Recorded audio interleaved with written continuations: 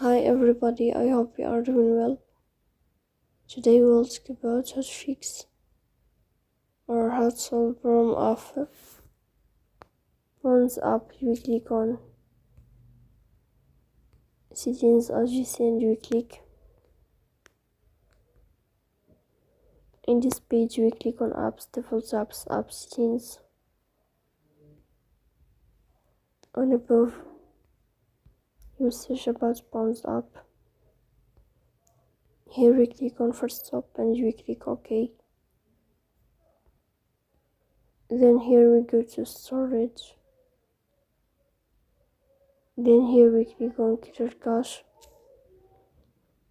Then you will turn off your Wi-Fi and you will turn on your Wi-Fi again to fix that problem. So that's all, don't forget to support us by like and subscribe. See you next time and thank you for your watching.